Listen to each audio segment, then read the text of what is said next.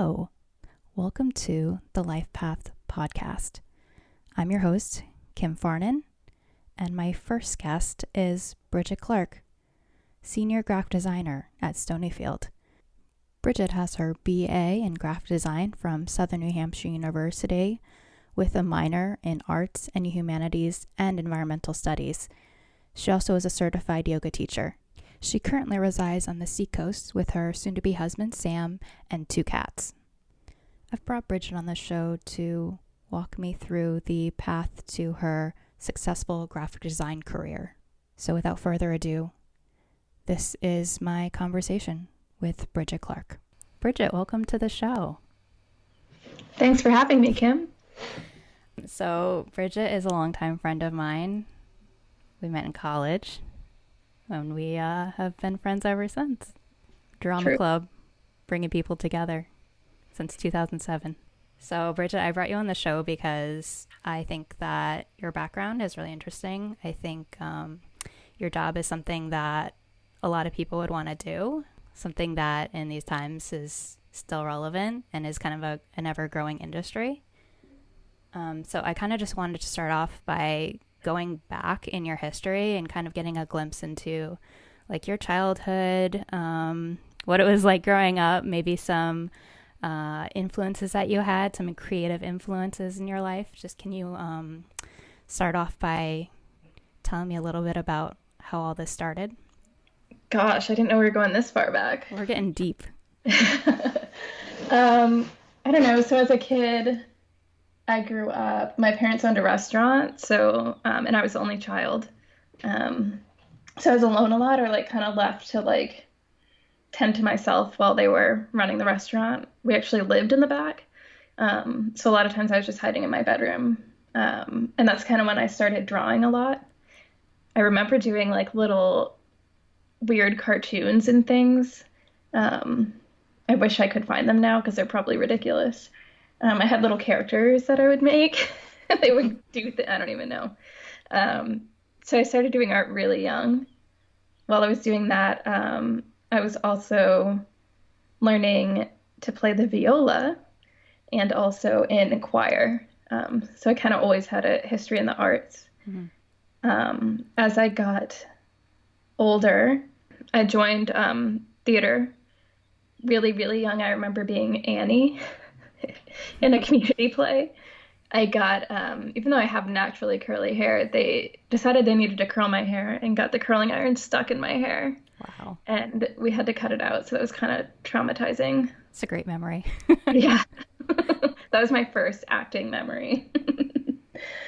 But from there, you kept going back even after all that. Somehow. In elementary school, I thought I was going to be an actress growing up. Pretty far from that, but that's fine. And once high school hit, it was just multiple choirs, orchestra, and literally any art, design, programming class I could take. And that's when I realized I wanted to either be an environmental scientist or a graphic designer. Now, was your school, did they offer a lot in regards to like graphic design? I know you lived kind of in a rural area, right? Yeah, super rural. I went to a regional high school that was composed of 5 or 6 tiny little towns in central Mass. But we did have a really good art program. We were lucky.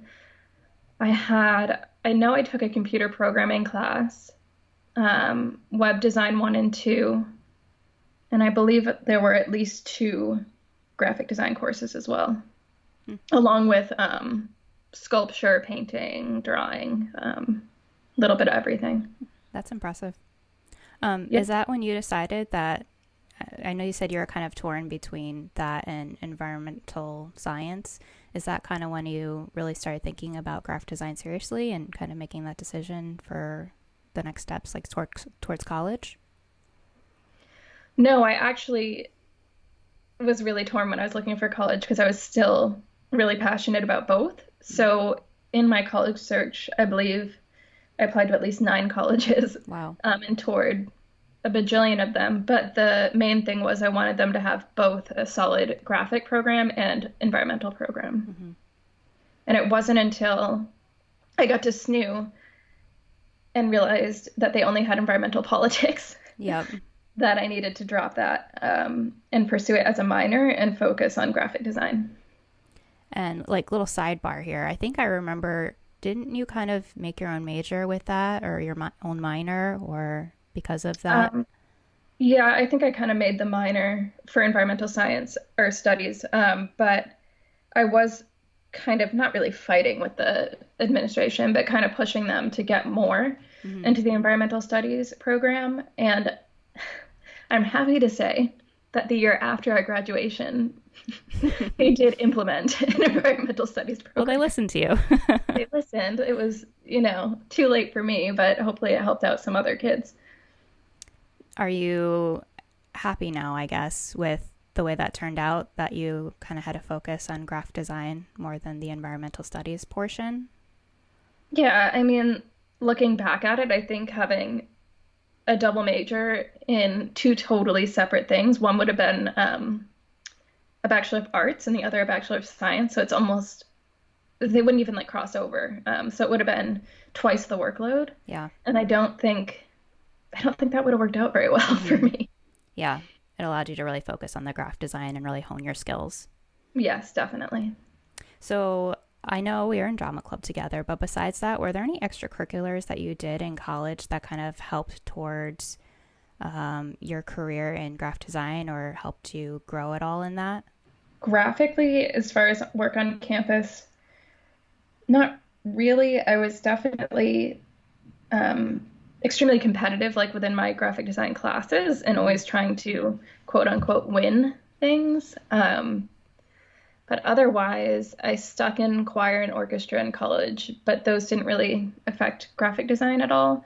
But I was lucky enough to have two different internships. I think it was my sophomore and junior years, maybe, Hmm. of college, or junior and senior. Yep. And so I think when we were growing up and going through college, we were kind of in the middle. Gen Z now, they've grown up with the internet and a lot more access to different things. And I guess now, do you think those that are younger that might be listening growing up, do you think for them going to college for graphic design would still be a necessary step, or do you think it's something that someone could potentially do on their own? I think that's a really tough question and probably varies on the individual. I think so much of graphic design is almost like a personality trait. Hmm. You need to have that creativity within you before you can even start with learning the programs. But for me, college did not help me learn art, and it did not help me learn how to use the programs I use. Mm, It helps me understand the industry, right, and it helps me get those internships that eventually led to a career. right. Um, so I do think it is still important. I think if you're looking to go to college, definitely, definitely try to find a really good art school. That's one of my biggest regrets was that I Yeah. went to a business school. Mm. And those, like you said, those internships are really important. I think with most jobs now, it's making the connections, which is the most important, not necessarily what you're actually learning in the classroom, because, like you said, you already kind of had a lot of that knowledge that you had gained in high school, and you had that creative ambition that you were basically born with. Um, is there any other traits that you think that someone should have to be pursuing a job of a graphic designer other than that creativity? I think you have to be a really hard worker, which people probably wouldn't think, but it is a lot of hard work mentally Mm. doing graphic design because you have multiple clients that you have to work with, and sometimes you have to put your own opinions aside and just do what the client needs you to do. And you might not always be in love with the final result, but what really matters is that the client is in love with the final result, Right. um, which can be really hard. especially looking at it from like an artist standpoint, because as an artist, you want to have it be, your best work and you want to be really proud of it. But your client doesn't care. Right. They just, I mean, if they want like a lime green papyrus logo, like you can try to convince them otherwise, but you're probably not. So you just have to be flexible, and patient. I'm also an introvert and love hiding behind my screen. I don't know if that's a necessary trait of a graphic designer, but it certainly helps. I think it probably is often a trait of a graphic designer. I would guess that most graphic designers would also say that they're introverts, because it does involve being alone a lot and in your own head and at your computer. So I think that would definitely help. Do you know what your personality type is? Your Myers-Briggs? I don't. I do not know. All right, we'll have to test you on that because I'm always really interested to know people's Myers-Briggs. Yeah, you can totally do that. I'd be interested too. It helps me get into people's heads a little bit more. So you graduate college, you graduate from SNU. You had 2 internships under your belt. What happens next? So I thought it'd be so easy getting a job out of college because that's what they tell you, right? You go to college, you get a degree, you do everything you're supposed to do, and then you just magically get a job.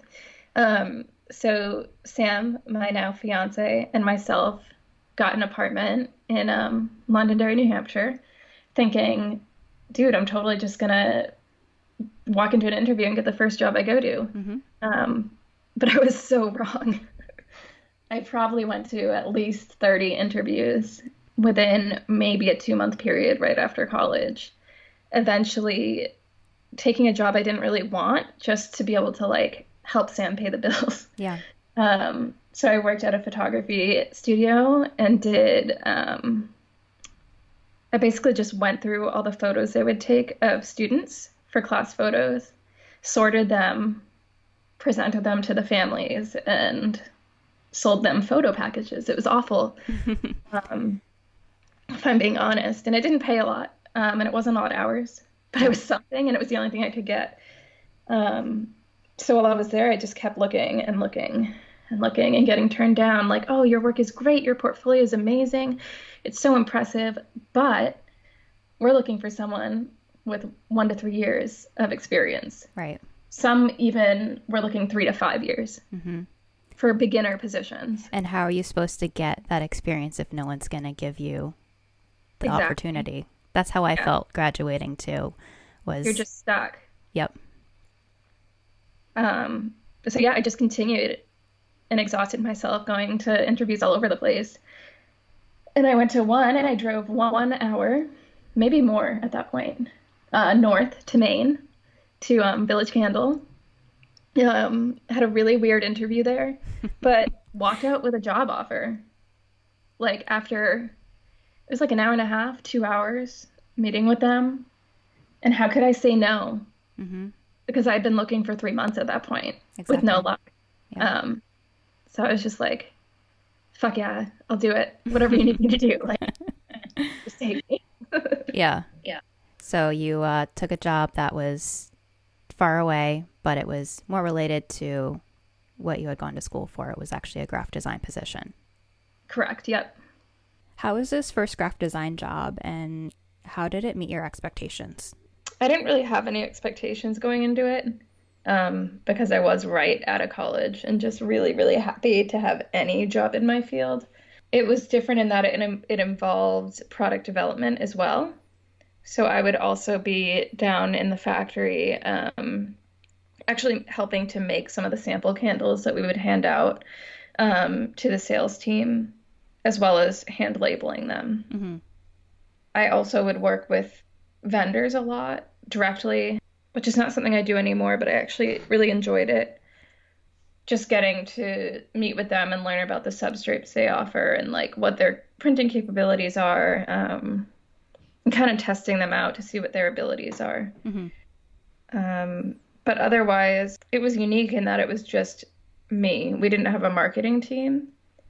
It was just myself and my boss, Tammy, who was the head of product development. So we kind of did everything from artwork for the website, artwork for social media, and then product packaging design, Mm-hmm. shopper marketing, everything. Yeah. So it sounds like it was really hands-on for you. Extremely hands-on.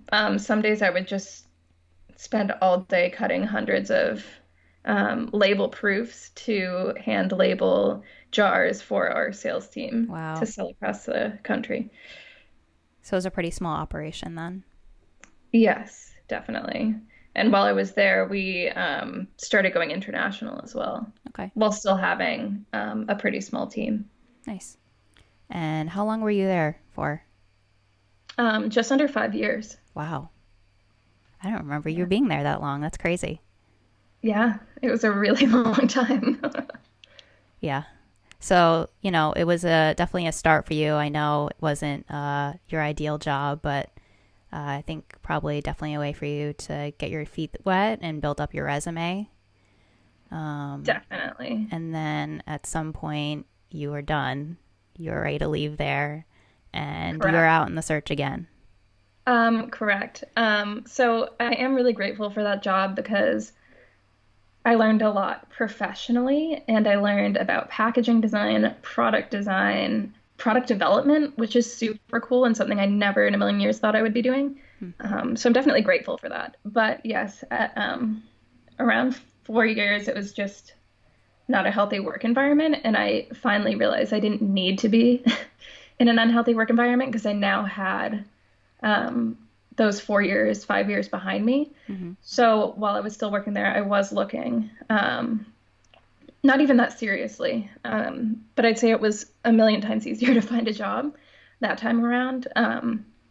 So yes, after Village, I worked at a place called PMC Medical Group, where I was the marketing and design manager. And marketing was something I had never done before. Hmm. So that was a whole new skill set I was going to be learning. And marketing, what I found after graduating with a marketing degree, became something different. And I think it definitely became more graphic design focused after we graduated from college. I think they decided to maybe save some money just to wrap them up together. So I think that's probably where the marketing got folded into the graphic design, or vice versa, probably came from. So what did you learn in this position with kind of the new marketing title that you had held along with the graphic design? What new responsibilities were you responsible for? And I guess what were some challenges and some things that you learned while you were there? Yeah, I mean, so like I said, I didn't have any marketing background. With a graphic design degree, we did not have to take any marketing classes. Those were business classes where I was in arts classes. Mm-hmm. Um, and I still think to this day that they should be totally separate. I think you need a totally different headspace, different kind of personality to deal with it. I totally Um, agree with that. yeah, As someone with a marketing degree that I've never used. yeah. But I think so in that position, it was really challenging because I was thrown in. The person I was supposed to be put under left after a couple months, and she was supposed to be training me. Um, so I was just kind of thrown in, and I was now responsible for not only branding and graphic design, but web design, Mm. um, all all of social media, posting, responding to the consumers or patients, I should say. Um, and then just even things like purchasing signage for the street, um, making video commercials, TV commercials. Um, they found out that I knew how to do printing from my Village Candle days Mm-hmm. and decided that I would be also their in-house printer. So we had a press that I ran. Wow. Um, yeah, that was more graphic design based, I would say, because I think that is a good thing to know how to do graphically, to know how to set up the files, but also then create them. Mm-hmm. And I don't know, I learned how to use a folder. cutters, folders, everything. But the hardest thing for me was making the marketing plan there were 5 companies within our group, Mm-hmm. all different, mostly medical companies. And I had to have a marketing plan written out for every single one of these companies. And then on top of that, I also had to create a budget for all of the companies. Wow. So the marketing plan, what did that involve? It was tied closely to the budgeting, but it would be, to sum it up quickly, just like how many social posts per week or month on which platforms, what would they be targeting? How many paid ads are we going to do on social media, on Google searches, magazine ads? We did radio spots. Mm-hmm. Some of the companies had TV spots, even just event planning, which companies would go to certain events. We had a big one in Dover called Apple Harvest Day that was a pain, that we had to set up. Multiple companies would go to that. And even just getting who has new doctors, who has new staff members that need to be photographed and interviewed and be uploaded onto the website, which websites need to be revamped. Do we have the time to do it? But it really all ended up coming back to that budget. Mm-hmm.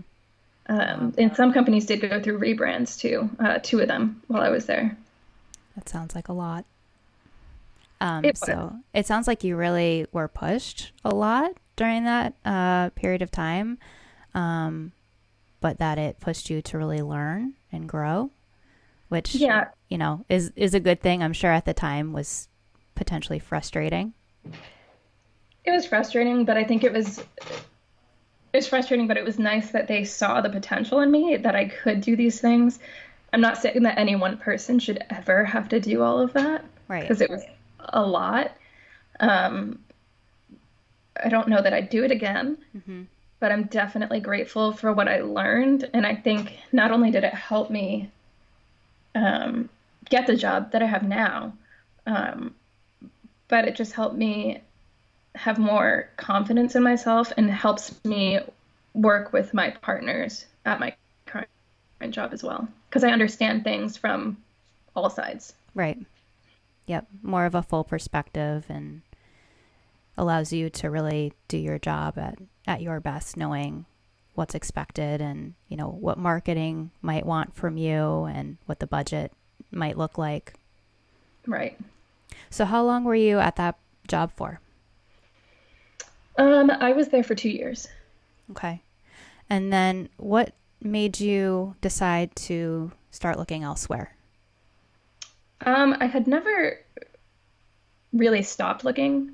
I don't know that I ever had stopped looking. Even when I was at Village Candle, I was still, throughout all 5 years, applying. Because Typical millennial.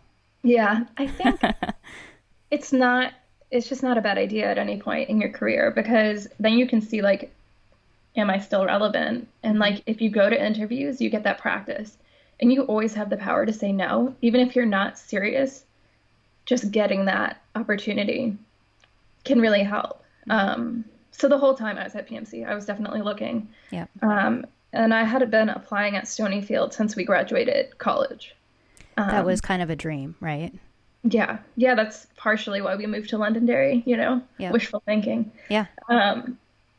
But yeah, so I had like an alert. You can set an alert on like Indeed or whichever website, and it was anytime they had an opening mildly related to what I wanted to do, it would alert me, and I'd apply and go on with my life. And that had been happening for 7 years, so I never really thought anything of it. I never thought anything was going to come of it. Never give up your dream. Yeah. So one day they reached out and they were like, "We want to interview you." And I was like, yeah, whatever. Okay. And I had like multiple phone interviews, and I was still like, this is never going to happen. Like, this is cool to like be able to even talk to them, but like, this is never going to happen. But I finally went in for an in-person, and they were super cool. And I was like, this is definitely not going to happen. These people are way too cool. They're way too chill. But it did. It did happen. It's a long process, but yeah, I got my dream And job. and how long have you been there now? I just hit 2 years. Congrats. Yeah, thanks. So how big is your team that you work with there?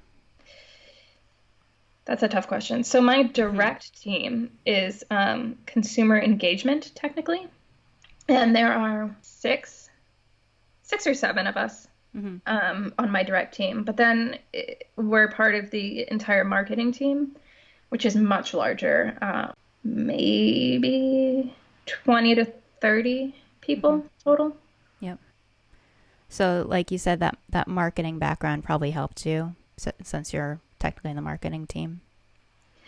Yeah, I mean, I don't honestly use my marketing skills very much, but Hmm. I think it helps me better understand my client, which is often people in the marketing team. Yep. I understand what they're looking for a little bit better. Did they tell you, so when you got the job offer, did they tell you, we really liked this, and this about your background or your personality or anything like that? You know, I honestly don't remember. Um, I know the woman who hired me really liked me as a human, like my personality, because I'm Hmm. so like awkward but chill. I don't know. You fit the culture, right? I mean, I think that's probably a big Like, part of it. If you're like you're saying, really chill there, and you are as well. I'm sure yeah, I'm they kind of got like, good vibes from that. yeah, like a chill, dirty hippie kind of thing. Yeah. Which fits in. But I think she was also impressed with not only my work as a graphic designer, but like you said, just the breadth of work and experience that I had. Can you talk about a typical day for you and maybe also some favorite moments that you've had so far? A typical day. I Whatever don't know that that I would say means. any day is typical, especially in the coronavirus ages now. But let's go pre that to like normal-ish. Right, exactly. Gosh, I would go in, try to get in before everybody because it's open concept. So I like to get in when it was quiet and Hmm. so I could read through all my emails. We use a project management software online. So usually in the morning, I would go through, look at all my projects, just kind of get a list together for the day of what's priority, what needs to be done, what's quick, what's going to take a while. Usually, me and my boss would meet in the mornings to kind of discuss just so we're on the same page as far as like what needs to get done that day. And my workflow just, it's either slow or slammed Hmm. typically. Yeah. It could be anything from photography to social media imagery to packaging design to shopper marketing. That's kind of one of the nice things is that it's not typical. I don't do the same thing every day for the most part. Yeah. That is nice. Not having to have repetitive tasks. I know for me as well, like it seems like I'm either slammed or it's really slow. Hmm. So it's just kind of like going with that flow of like the ebb and flow of work. Is there any like favorite moments that you've had there so far? Any memorable things that you can speak about? When we started the Stony Fields initiative, I got to be involved from the very beginning to trying to figure out what exactly the campaign meant to spending a full day at my then boss's house with our team and just powwowing all day with like a whiteboard trying to figure stuff out. We would take breaks and I would go into another room and try to design logos Hmm. and then come out and present it to them. And then they'd be like, well, I like this, I hate this. And we just kind of talk it over. And that was just a really cool experience to kind of create something from the ground up. Yeah. And Stony Fields is an initiative where we are trying to turn, I believe it's 30 fields, at least 30 fields organic within a 3 year period, Nice. um, which is really cool. And we've done some locally in the town I live in now in Dover, New Hampshire. But I also, with that, I got the opportunity to fly across the country for the first time. Wow. I got to go to Salt Lake City with my coworker, Double A, who does all the video. And we met up with kids out that way. And we just hung out in a park with them and got to do a video and photo shoot because they were going to be one of the first fields we were turning organic. Nice. Um, so that was just I don't know, it's just a really cool experience to have. Yeah. That sounds fun. Not only just, being able to brainstorm with your team and travel across the country, but also because it sounds like it's something that really speaks to who you are, and is about something that you really care about, which is, being organic and being environmentally friendly. Yes, and I mean that was the most exciting thing for me was that it was about the environment. Yeah. Like I think organic food is great, Mm-hmm. but I actually have a dairy allergy, so I can't eat it, Mm-hmm. ironically. So it felt like something I could get more personally behind, Yeah. which was cool. Is there anything that you're currently doing or looking to do that to maybe advance in your career, or I guess what does your career ladder look like? That's a good question. Right now, we had just started. I was gonna be learning more about the natural foods industry. I was supposed to go to Expo West, which is the largest natural foods thingy in America, I think. But unfortunately, that got canceled because of COVID, like a week before. I was so stoked, so stoked. Yeah. But yeah, so that didn't happen. But other things that I've been trying to do, I've been doing more freelancing for a specific company, which has been good just to kind of keep variety in my work. Mm-hmm. And I've also, we're trying, I mean, the COVID thing is definitely not helping. One of my goals is to get more technical training in photography Mm. because I do and have been doing a good amount of photography since my Village Candle days for like product photography, and even more so now at Stonyfield. Um, so for me, it's I know how to set up the shot. I know what it should look like, but I don't know technically how to set up the camera to get the best results. Mm-hmm. So that's definitely something I really want to work on this year, and I hope all this stuff blows over so that I can, because I'd love to take classes with professionals or work under a professional, Mm. something like that.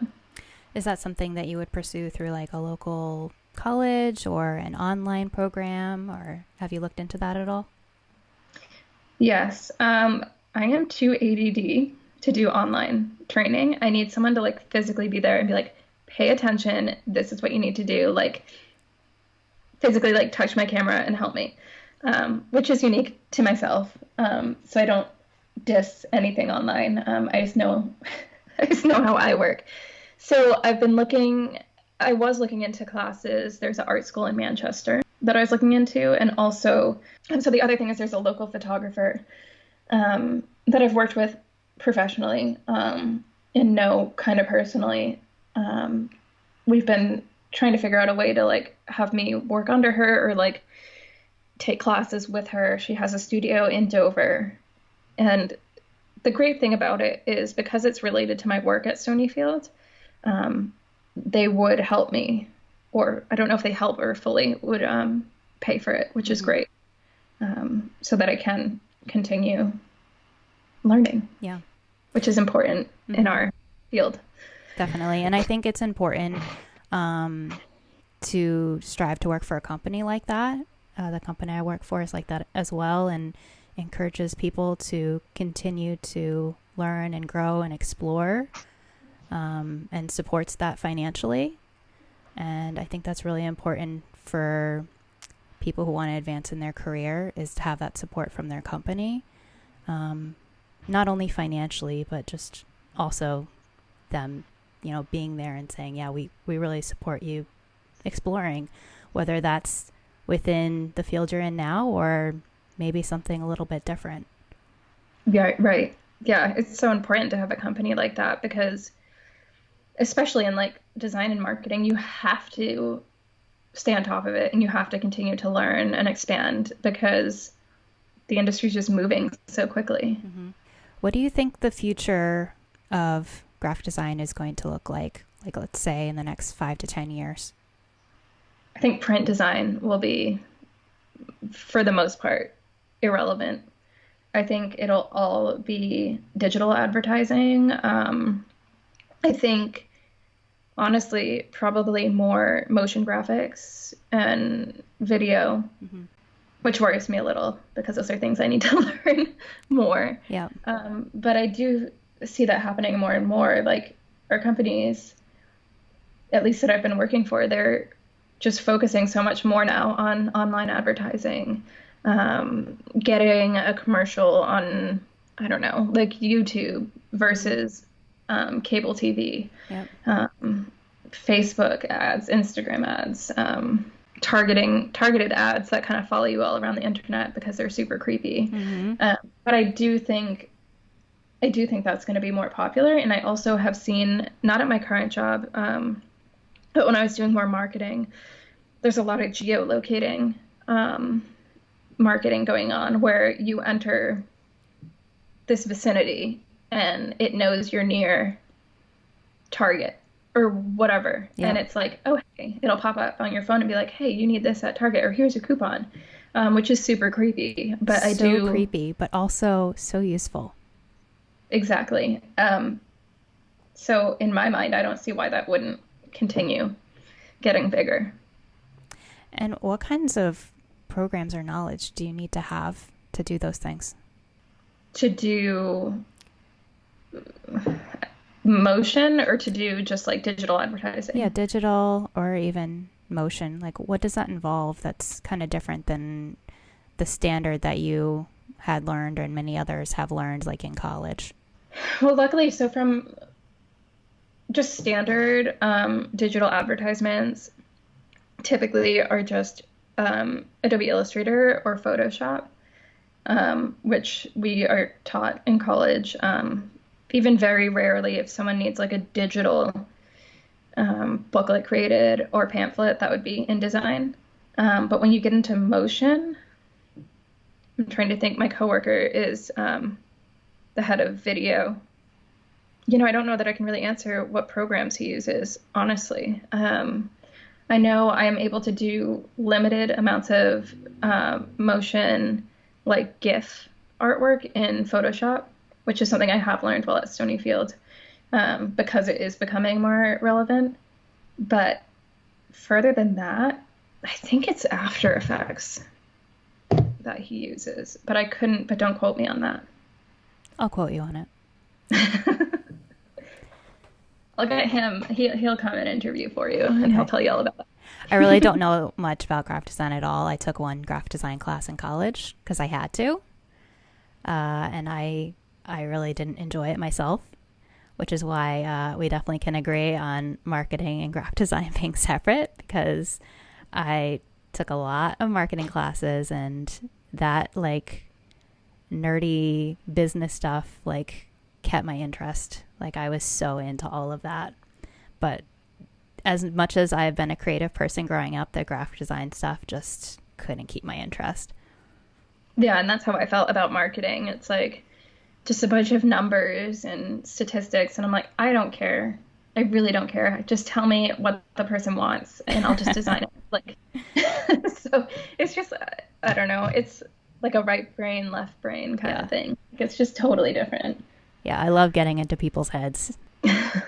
So I'm going to wrap it up here, but is there anything else that you kind of want to leave people with? So either somebody who is young and looking to, go to college or pursue a graphic design career, or someone who might be older, maybe someone our age or older, who is looking to make a change and potentially pursue graphic design. Do you have any words of wisdom for those people?